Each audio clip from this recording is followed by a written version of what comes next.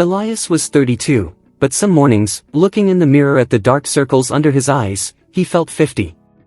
Being a single dad wasn't the adventure the brochures promised. It was a grueling marathon of burnt toast, laundry mountains, and the hollow ache left behind after his wife, Sarah, had passed away 2 years prior. He was doing his best, but best often felt like barely treading water. He turned the corner into the cereal aisle, his mind racing through a mental checklist of bills and daycare schedules, when the cart suddenly jolted. A soft thud, a metallic scrape, and the sound of a box of granola hitting the floor. "Oh, goodness! I am so sorry," a voice chirped from below his line of sight. Elias looked down. Sitting there, adjusting a pair of sleek glasses, was a woman in a vibrant teal manual wheelchair. She had shoulder-length chestnut hair and an expression that wasn't filled with the usual, pity me, look Elias often saw directed at himself. Instead, she looked genuinely annoyed, at herself. "I was trying to reach that Honey Nut brand on the third shelf. My steering went rogue," she laughed, a sound like wind chimes. Then, her face softened into that familiar, practiced shield. "Sorry, I'm in a wheelchair. I didn't mean to block the lane." Elias froze. It wasn't the apology that got him, it was the way she said it. It was a reflex, a preemptive strike against the frustration she expected from the walking world.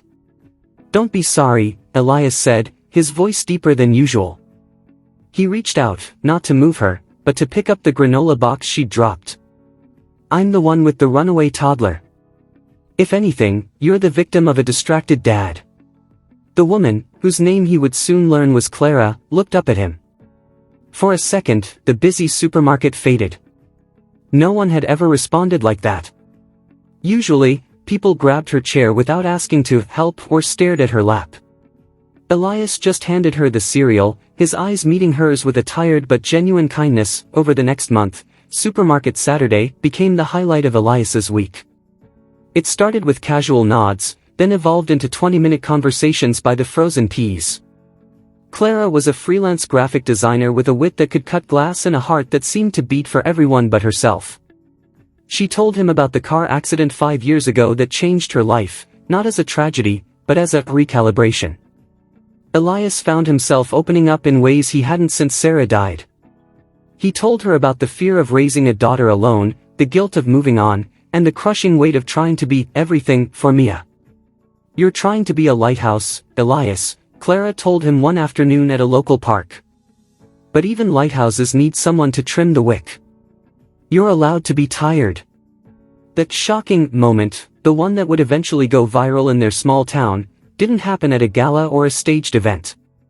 It happened on a rainy Tuesday at the community center. The town was hosting its annual father-daughter spring dance. Mia had been talking about it for weeks, wearing her plastic tiara to bed. But 2 days before the event, Elias found out the venue, a historic building, had a broken elevator. The dance was being held on the second-floor ballroom. Elias called the coordinator, frantic. "What about the families who can't use stairs? My friend Clara was going to come watch Mia dance." The coordinator's response was cold. "It's a historic building, sir. We can't help the logistics. Maybe next year." Elias didn't just get angry. He got busy. He spent 48 hours on the phone, exhausting his savings and calling in every favor he had from his job in construction. On the night of the dance, the single dad showed up early. But he wasn't wearing a tuxedo. He was wearing a tool belt over his suit. When Clara arrived in her van, expecting to sit outside and wait, she saw a crowd gathered at the side of the building. Elias hadn't just complained. He had spent the last 2 days building a modular, professional-grade wooden ramp system that wound elegantly up to the second-floor terrace. He had secured the permits, bought the lumber, and worked through the night with 3 of his buddies. As Clara rolled up to the entrance, the crowd parted. Elias stood at the base of the ramp, holding Mia's hand. "The world isn't built for everyone yet, Clara," Elias said, his voice thick with emotion. "So I decided to build a piece of it for you." He didn't just help her up.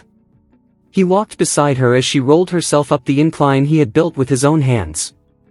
When they reached the top, the ballroom fell silent. That single dad, who everyone thought was just struggling to survive, had just provided a lesson in accessibility and love that no textbook could teach, but the real shock came during the honors dance. Elias took Mia's hands, but then he turned to Clara. He knelt down so he was at her eye level, not looking down, but looking across. He didn't ask her to stand. He simply took her hand, and with Mia dancing between them, they moved in a beautiful, synchronized circle. The video, captured by a bystander, didn't go viral because of the ramp. It went viral because of the message Elias posted with it later. I used to think being a father meant protecting my daughter from the world.